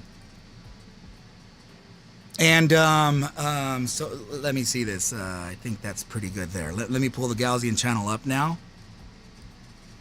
Okay, so the other thing that can oppose a continuation to the downside here, specifically to these targets down here, would be the simple fact that this is performing a breakout from the Gaussian band. Usually, when we start breaking outside of the Gaussian bands, we start to test the top side of the bands before a continuation to the upside. I haven't back tested this, but let's see what it's done historically, right? So here's an iteration where we actually just faced an upside here. Here's another one, but that was just one shot to the upside. In this case, look at this. We broke outside, tested, not enough strength, and we failed again. Let's go back. Okay, here's a good one. Man, it didn't take much at all, actually. Look at this. So we broke into the mean band, resisted from the top band, started validating for days. Wow. That would have been like 2 weeks of back testing. I'm sorry, of support validation before a break to the upside. Same day retest, and then you just continue. Okay, so there's a lot of variable here. There's or variance. There's, and look at this one here. It broke out. It didn't even really get the test. So I guess to kind of add to the thesis to where we may not see the 14-cent zone, we have several iterations to where price action kind of ignores the retest of the, the newly converted resistance into support. Here's another one where we just broke out, same day a test, and then it just continues onwards and upwards. Yikes. Okay, so that, I guess that's a clear indication that we have the ability to, look at, here's another one. We break outside, never retest, and then just continue. Another one here. Break out, never retest, and continue. Another one there too. So more often than not, as soon as this starts breaking outside of the Gaussian band, this continues. So there is also the shot to where this could have been the entire validation process and entry could be shy of or at 1644. There's also that possibility. Man. And this is barely breaking out, and it's a big deal. It is a big deal because the first candle that we have seen to close outside of this Gaussian band, right here. March 17th, 2023 was the last time we ever had any candle close upside of the mean band, and we just got the first one today. So it's a big deal. It is a pretty big deal. And, to this, let's compare volume. 12-hour volume on this was 3.8000 and 73.91. So that means that you have around 77,000 in volume for that day. And today, look at this, 89 million and 6 million. You have almost 100 million in volume here. That's that's huge. That's huge. Yeah, maybe so. You think it would be halfway that this one here you're talking about, Kit, right? If we do get it, then that would be amazing, team. All right, so we know the targets that we can pull back to. I just want you to know that we also have a probability of just never touching these at all, based on historical events. It's a very, it's just very different this time because of the current market stance, I guess. Whatever, I don't even know how to say it. It's just wherever we are, right? We have to watch our footing. I'm not sure if this is really going to be able to throw us to the moon here, right? So, yeah. So it's look. I see the upside. It's clean. It's apparent. Now, back to the 4-hour time frame, okay, or the 3-hour. Both of them, not the Gaussian bands. RSI. Okay, so look at the downside to the support of the SMA 14, right? Look at the 3-hour time frame. They're telling me that we can at least face 1473 to 16. Guys, I think we could. Oh, and it's already performing a breakout. Wait. This was in a sense in an ascending triangle.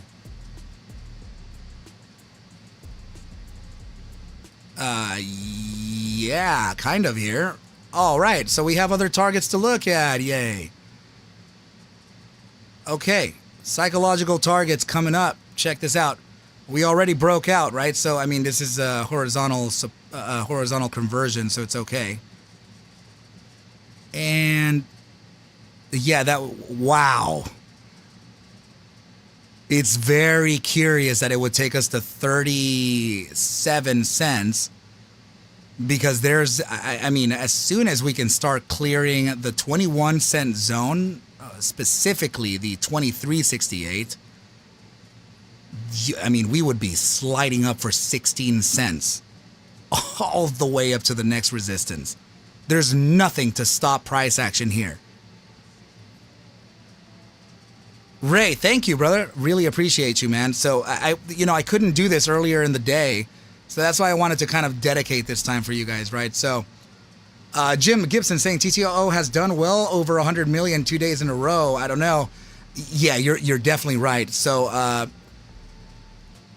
and I do have a complete thesis on TTOO, by the way. So the oh man, I mean, yeah, you're right. You're right. I guess the average volume that I'm looking at, that we have here is what I was looking at, right? So let's see, on a 10-day close. Yeah, on a 10-day close, you're looking at 96 million on average, and I think that was because of what just happened today. Sounds like good news for my share brick. Oh, nice. Good. So I actually just put out my thesis. 450,000 shares, dude. Wow. So I just put out my thesis about whenever this live started. That's when I put the thesis up. And I'm not putting up that much because the last time I put it up was, I think, on Monday last week and Friday, to speak of what would happen on Tuesday, Wednesday, Thursday, and Friday, right? Which did happen, and and now I'm presenting a potential pullback before a continuation to the upside. But the statistics on that, brother, just to give you a quick idea over what I put together here. I'm going to say it out loud right now to the very little crowd that we have, that this is the biggest thread of statistics that I've ever done in my life. And actually one of the most competitive backtests of historical volatility versus momentum that I've ever presented. And this is using the upper bound and lower bounds of 4 standard deviations with probabilities of hitting the targets too.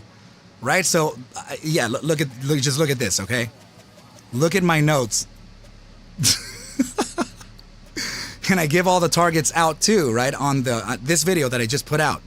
So, I have this is the equation here for the probabilities of hitting the 145% move to the upside that we just did to 30 cents. We had a 15% chance of hitting it, and we hit it. So now we have another probability of going up to like 81 cents over the next 2 weeks or 1 week or something. And it has, these are the probabilities here, 0.9999937, or right here. This is, I guess you could consider this 20315%. So yeah, guys, this was probably the most competitive set of statistical analysis that I've actually ever put together in my life. So definitely watch it. And you'll probably have a deeper edge on anyone else on TTOO. Yeah, brother, please ask me the question. Kit, double AVTX and double shares on RVLP on a pullback. My new near-term hopium play. I think we have a shot at this, man. I'm even curious over it too, and I hate it, but you know what? If you look back in my P&L, you'll notice that my biggest losses are from microcaps. So I want to try to stay away at least, but they're so juicy. It's such a bad habit, right? It's like you're on a diet and you know you're not supposed to eat this burrito with extra carne asada. You do not do that, right? You can't do that. Don't do that. But there goes ARCa. 3 burritos. I'm just kidding. But yeah, I can't betray that, right, team? So that's what's being presented right now. So guys, right, so I also announced that I reopened my ArcMastersCourse, right? So I wasn't going to do this, but I have personal reasons, and also my other personal people, friends and members and community members and analysts who have faced some serious losses and asked me if I can reopen the course. So I did. I reopened it for 30 people, and I have 16 already taken. So go ahead and get in touch with me. This is going to be a 16-week mentorship program, okay? So it's kind of a big deal. So get in touch with me. I'll give you the syllabus, and I'll give you the disclaimer and all of the course details. So, sorry, Ray, question, in July, T2 dipped to 6 cents, then ran to 70 cents in a few weeks later. What was the probability of that? I honestly would have to calculate that, but let me see what you're talking about, though. And actually, I think I have it jotted down. I need to finish RVTL, brother. But let me just look at that question for you. So what was the date again? Yeah, definitely don't overdose on that, right? So we have to be, we have to just kind of put in some small risk in there, and risk that can get, you know, to some higher, to some high gains. Has a fat influencer paid you yet, ARCa? No, not yet. Actually, I haven't checked. Right, I forgot that I told you that it would come in the form of a crypto asset, right? So I can't believe I also haven't gotten an email to confirm. But to tell you the truth, Ian Tucker was in here just earlier. He said he just sent his tuition fee, and that was it. And I sent him an email saying, hey, so you want in, right? So he said, oh, I'm sorry, I forgot to email you. Yeah. Oh my goodness, dude. No, I haven't. I haven't gotten a deposit from that influencer just yet, dude. No, I haven't. Ian, yeah, dude. So I was like, Ian, send me an email, bro. Yeah, getting some either XRP or BTC, right? So now again, Ray, what date was it again? July, 2023, right? Let me see.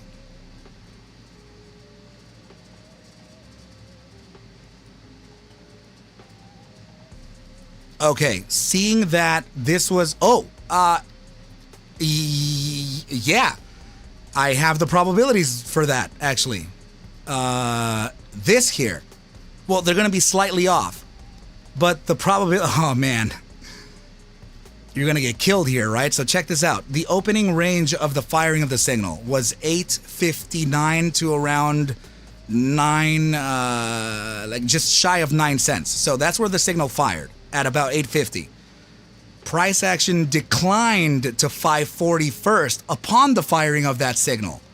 And then the price action rallied to the upside to where the signal stopped at 16.40. But the actual upside reached to 1831.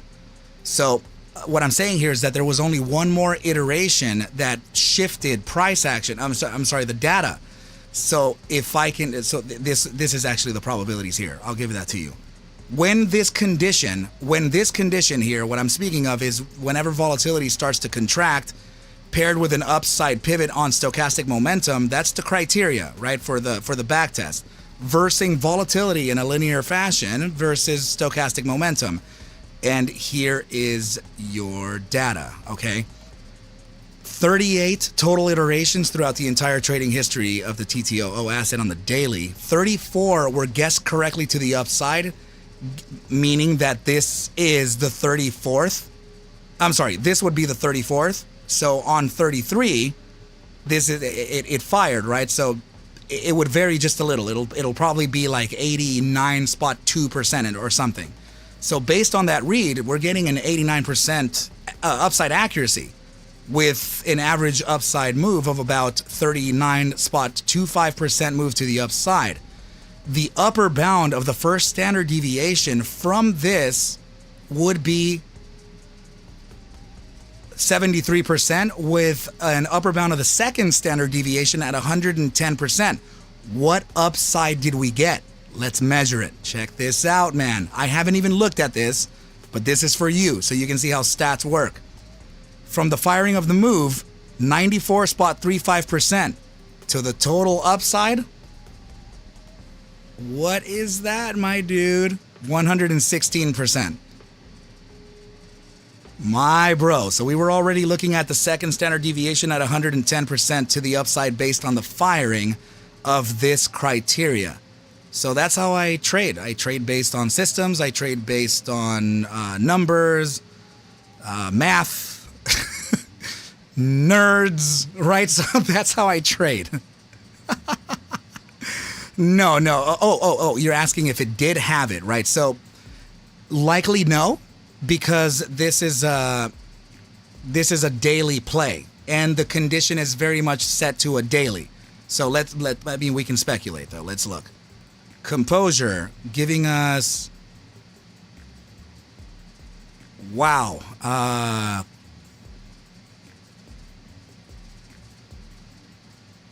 I'm going to say in the weirdest and oddest time that I've ever experienced my algo do this, I'm going to answer yes. Damn, a good...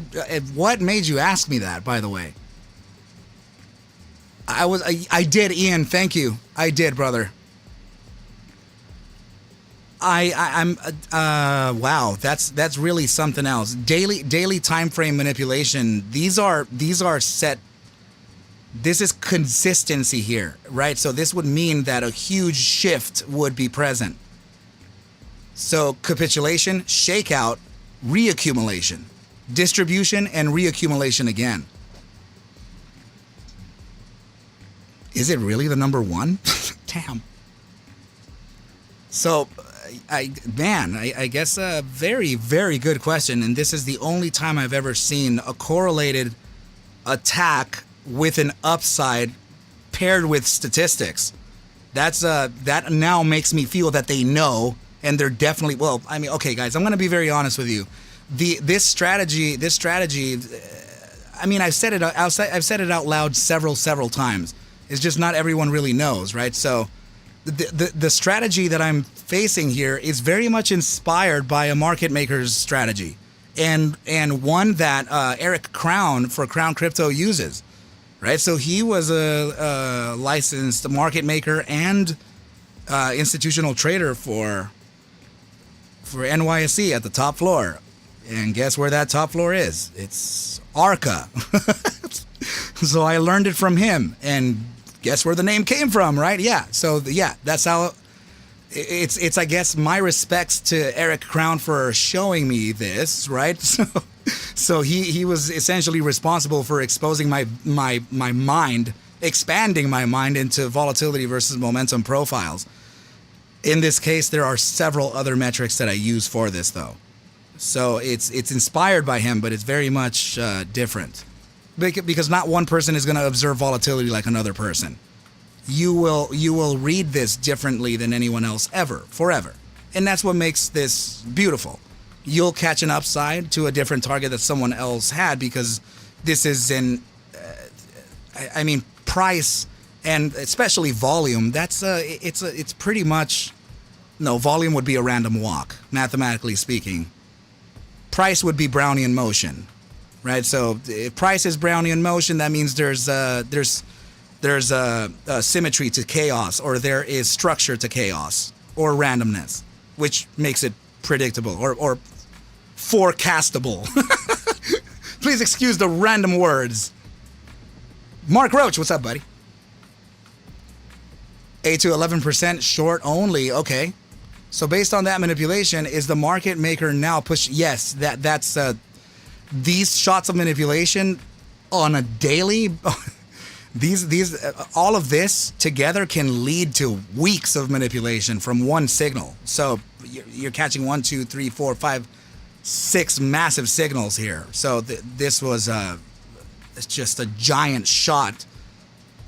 So in other words, if you're looking at this in a really large time frame, like maybe I really have to get to RVTL, but maybe like on a monthly. No. Actually, this would be it here. This is a Wyckoff reaccumulation phase. I don't like practicing Wyckoff because it's just based on the belief that the formation is there. So if the formation is believed by the broader sentiment, then it's there, right? I don't like strategies that don't really involve math, right? So this particular strategy is looked at. I'll show it to you.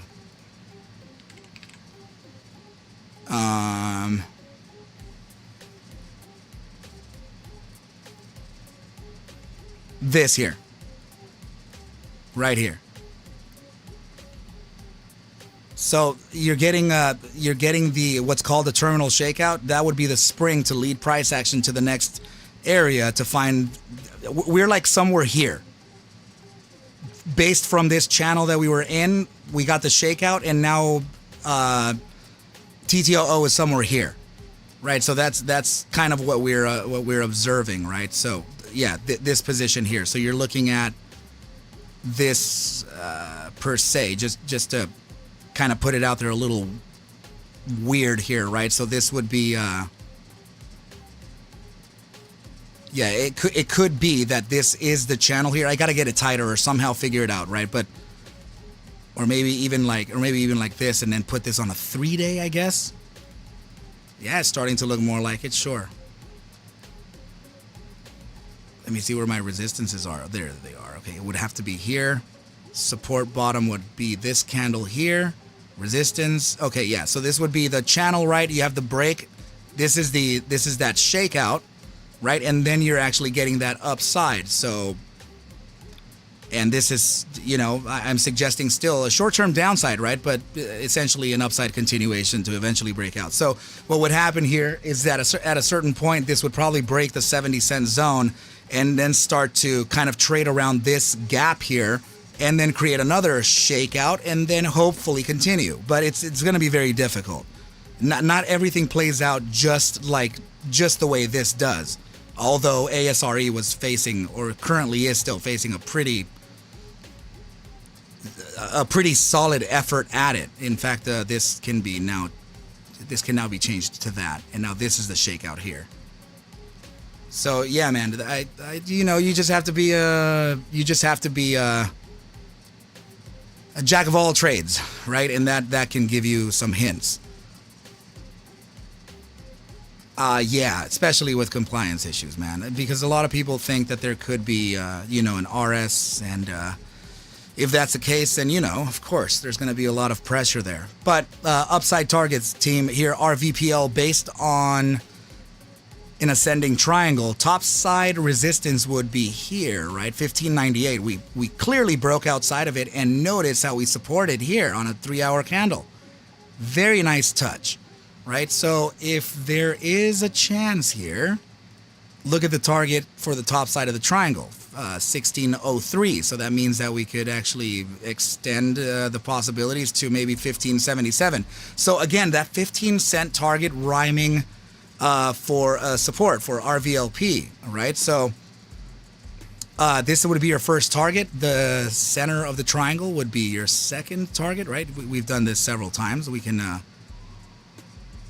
do it one more time, right? Here's the center of the triangle. So this would tell us that we would face a resistance at 2670, right at this resistance right here. That would be great.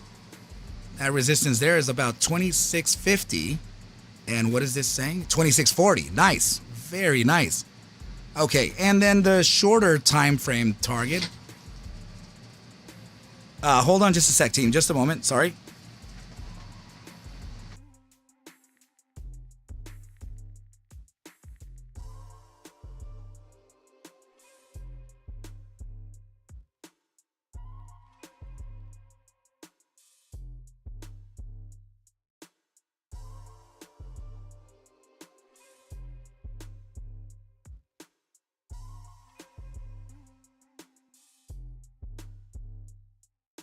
All right, so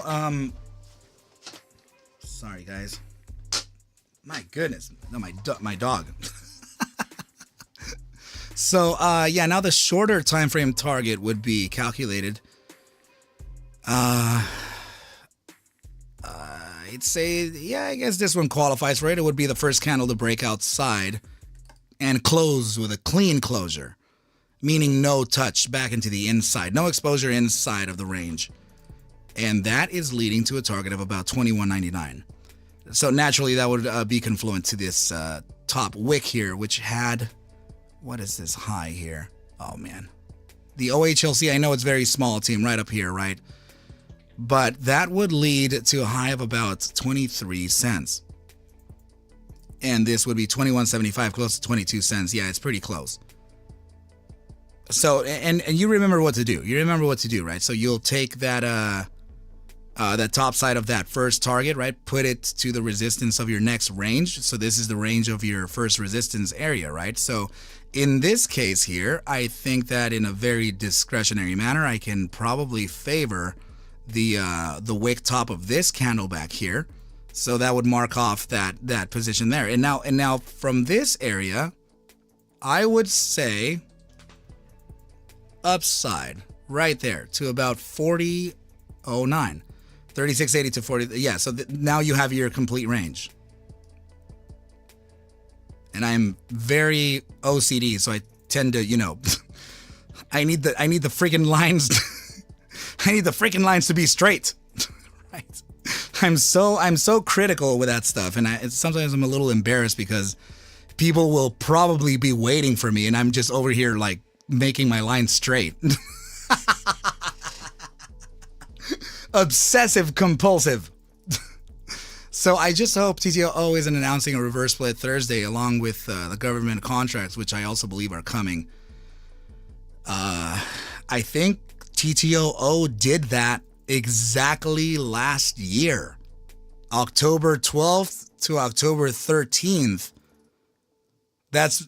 They did like this same thing, didn't they? I think I'm going to have to... don't take my word for it, but I think TTO did that last year in October. And then they announced it. I think they announced that RS. I think they announced it on the 13th. So we're on October 9th right now. So Thursday is the 12th. Friday, RS? Damn, I hope that's not the case, bro. Oh, that's what you're saying. Oh my goodness, man.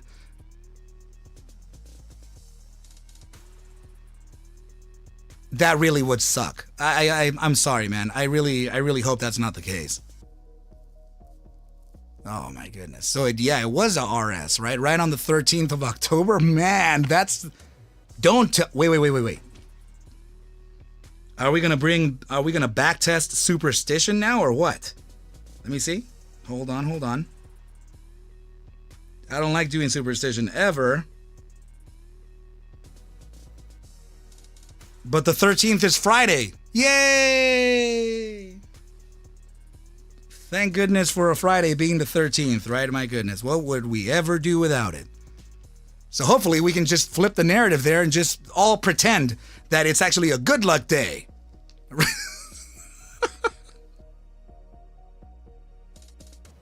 Do we believe in it or do we not? Please let me know.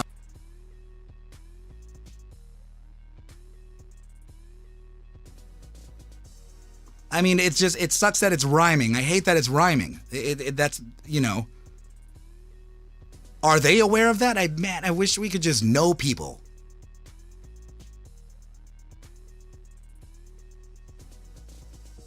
Honestly, that's what backtests are for, right? So I see probabilities there. But team, that is what it's looking like for RVLP. I think we're good. Look at that 8-hour time frame right here. That couldn't scream. Let's put it in there. Yeah. This is the RSI read happening right now, team. Look at that beauty. That beaut.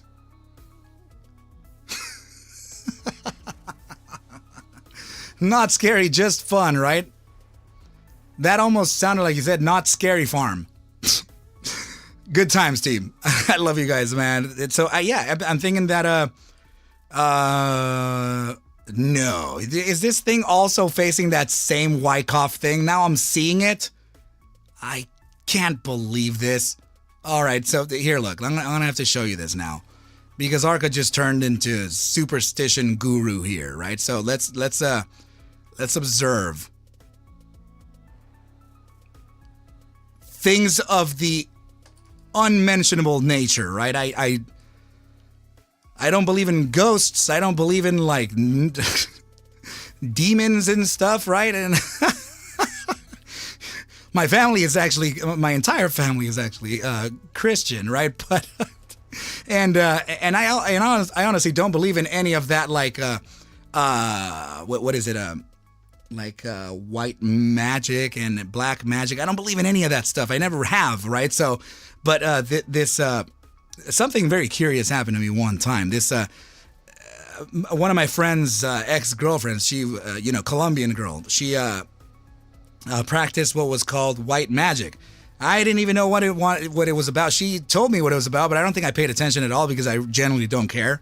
I'm trying to do this, right? So she she said, you have a very curious aura. And I'm like, you can see auras? And I'm like, and she's like, yeah, I can see auras. And I'm like, is that a normal thing? And also, should we check you out?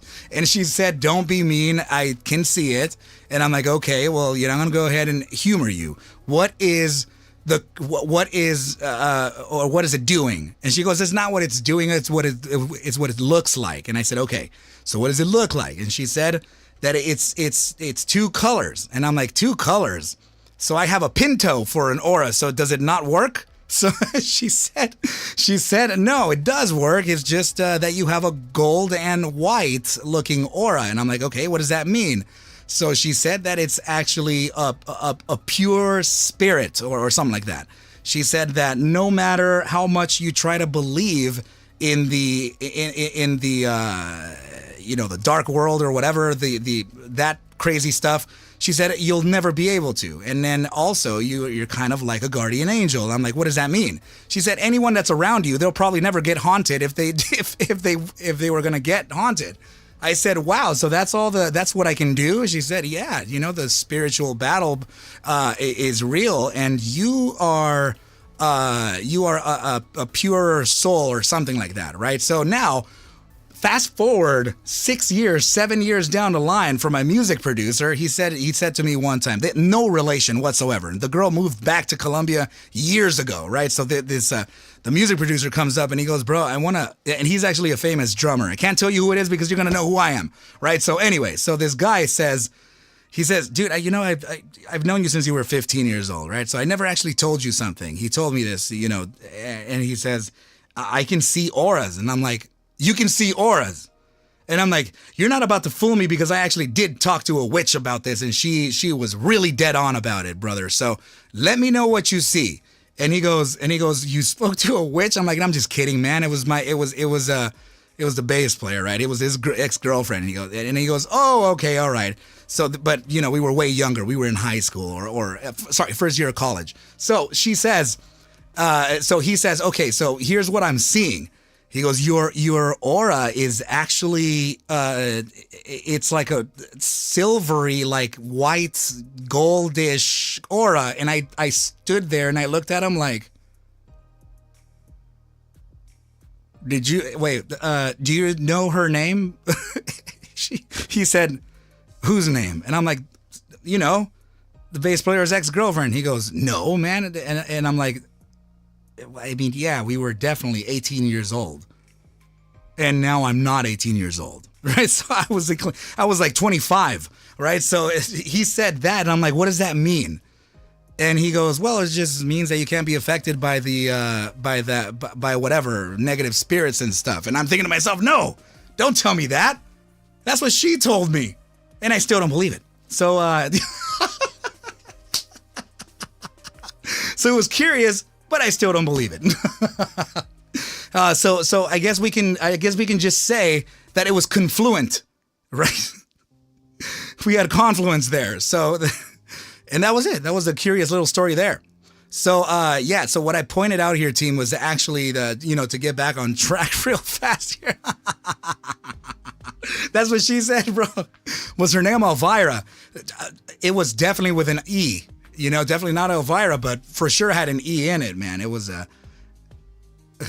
I mean, it's just, I definitely don't believe in that stuff, right? But the fact that they had no connection and said the same thing and also said that it's not normal, right? It's kind of a rare thing to see in someone. They just basically said the same thing, that I'm a good human being and that's it. And that I repel the demons from people. And I'm like, okay, well, let's repel them because I don't like scary movies. I don't do horror, right? So there you go. And that's ARCa's curious story over crap. But yeah, RVLP here, team. This is what I was talking about here. This is another, the superstition happening to me, right? I meant that by seeing this or identifying this Wyckoff reaccumulation phase. Again, with a shakeout down here. Oh my goodness. Could it be so? I don't know, but it's very... It's very nice. And also the huge 5-day tweezer bottom. 1 day, 14 hours to close this 5-day candle. That would be validation here with this candle. This candle would need to close green and upside of the opening from the prior candle, which is down here, and ideally closing upside of the closing from that candle, which is down here, and ideally closing over the wick, which is down here. So, yeah. RVLP is entering price discovery here, team. This, I think we can get a pullback. I hope that we can get into that area there. But I mean, to tell you the truth, we already kind of pierced through this 1833, and as you can see here on the 5-day time frame, it's kind of like an upwards bloody slide, right? So that's going to lead us to some nice returns. So yeah, guys, that's pretty much it for that one. But now, what's the deal here with PRZO? Are we gonna move to the upside on this or what? It's already been rallying like crazy. This thing is gonna take a break at some point. Look at the RSI here. Just it's hanging out in the outer skirts of Pluto, right? This thing is at 93% to the upside. Man. So I think if this is gonna face any pullback, the most obvious pullback would be the opening range, right? Wait. That was it, right? This thing IPO'd in July 23, July 27th. Okay, yeah, the most obvious resistance is and that's the support. Oh man, look at the support. Opening range bottom. And this, whatever date this was, August 7th, high. We're at that support right now. These two. So that means that the most obvious resistance would be at 415, which would be the all-time high. Not bad at all. Not bad at all. Okay. Other than that, let's see the 30-minute time frame. Here is where we can see, wow, look at that MACD, just nothing is, we've never seen that. But it's also been trading just for a little bit of time. So I guess to its credibility, yeah, I guess it can create, over bot levels or just momentum that's so crazy to the upside there. I don't even know what what point does it stop? I mean, it's curving towards the downside and it's about to introduce bearish crossover, right? So that would be signal below the moving average. That would mean that we can get a short-term pullback. And again, just to kind of remind you, right? Look at your RSI. It's definitely in the gravitational zone here, so it's gonna face a further retracement, and also we're beneath the SMA 14. Who the heck is that? And we need to hold on. I'm gonna start. Wait, hold on. Mark, can you ban that person? Don't you come here adult nothing, man? What?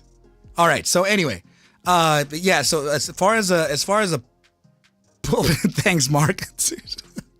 I'm like, I don't know how to ban this person.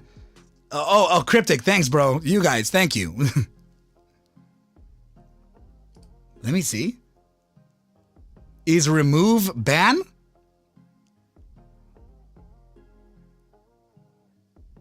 There's also a report button. All good. Anyway, so let's move up to the bi-hourly time frame to see if that could serve as I mean, I guess it could, but man, that's I have to tell you the truth, man. Day traders don't usually buy at overextended levels. Right? So and you have a bi-hourly shooting star or gravestone doji, both of equal bearish value. Hidden is banned.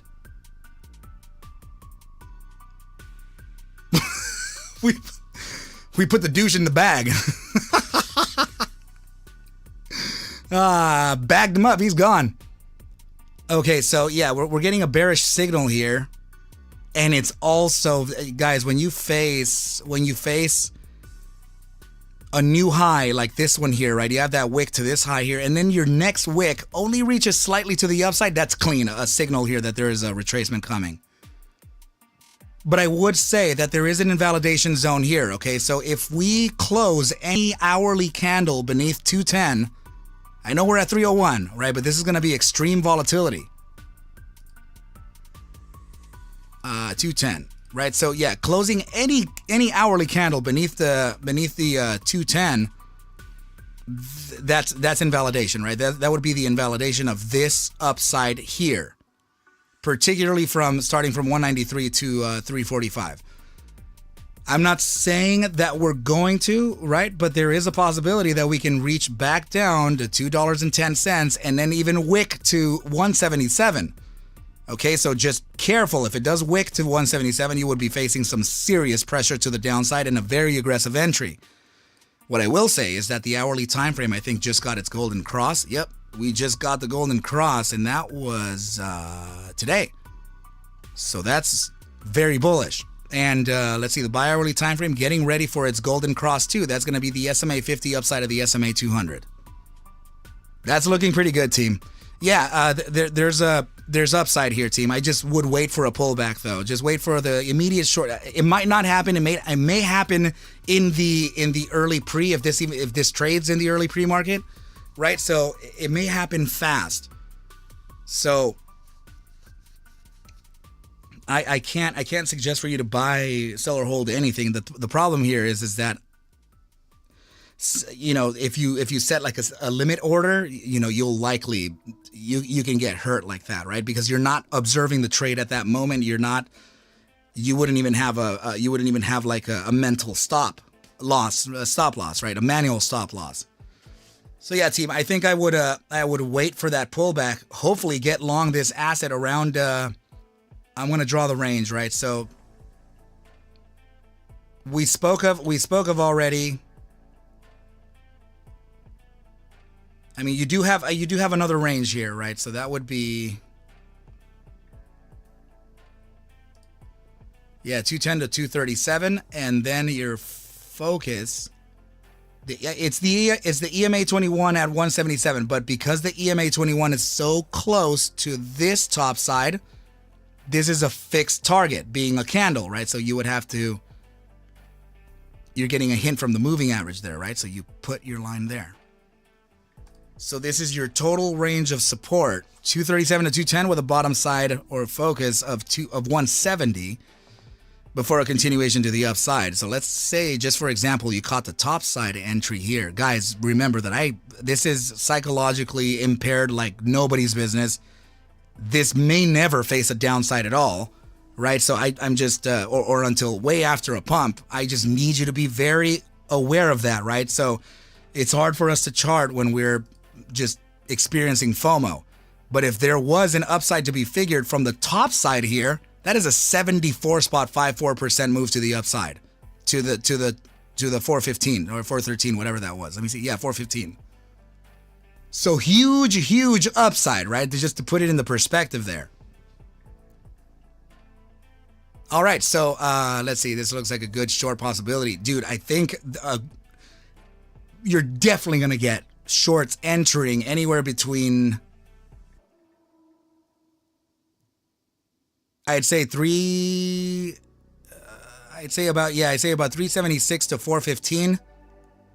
That's a very obvious bull trap zone. So let's put it on there for us, just like that. And we will color this super bloody red, right? So just know that in order for us to consider a continuation to the upside, if we're trading by traditional rules, that is not like explosive FOMO and everybody just entering their life savings because yes and because moon, right? So if this trades based on traditional rules, then yeah, we could see this we could see maybe, I would say a minimum daily closure. I would say 8 hours to hopefully a whole daily closure upside of 415 in order for us to continue on to that upside. So, yeah, man. So I guess if that's the case, then that's going to be it. Grotto, I have several, I'm sorry, I have a few other requests after you, but do me a favor and come by in the AM, and I'll remember, I'm going to even leave it in here for you too, right? So I'll make sure to leave it so that we can go over it first. But the point of this analysis was actually just for AVTX and RVLP. So I just stayed a little longer so that we can get it, at least a PRZO in there, right? But yeah, team, I see PRZO doing some nice things, and I imagine Mob too, right? So we'll go over that. I'm just gonna go ahead and leave it here so that we can start off the morning with MOB. Amarese, see you mañana. Yeah, me too, bro. I'm gonna go ahead and just cut it off here. Be safe, my dude. Mob. Yeah, we'll leave it right over here, my dude, so we can perform some analysis on this and get it moving. Absolutely some downside to be faced here, at least to 166. This thing is for sure going to come down some more. There's a 2-hour gap at 158. That has a lot to do with this candle here. Yeah, we're going to have to observe a few things here. 158 to 166, temporary pullback, at least for now. Bi-hourly time frame RSI suggesting that right here. So, yeah, at least I'm going to put that down here, right? So 166, what did I say? There it is. And then to 166. There we go. 166 to 158, potential pullback. Yeah, we'll catch it. We'll catch it though, team. But I appreciate everybody for coming by. Sebastian, love you, buddy. Mark Roach, love you, dude. I sent you Mark Roach, I sent you a DM on Discord, dude. I replied back to you. So please hit me up. All right, Grotto, take care, my dude. Please come by in the morning. We'll go ahead and take a look at that ticker symbol Mob. I do think that there's a pretty nice opportunity here presented. Man10, have a good night. And yeah, J-Dog, if you're still in here, love you, dude. Kit Kittredge, love you, buddy. Be safe, be well. Ray, always good to talk to you. Jim Gibson, adios, team. Let's go ahead and just close this off now, all right?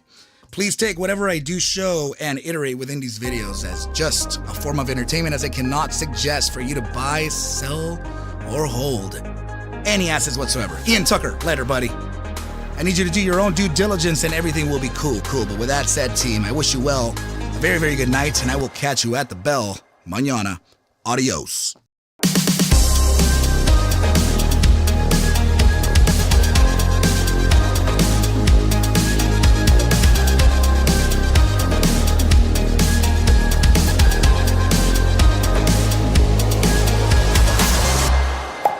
Yeah.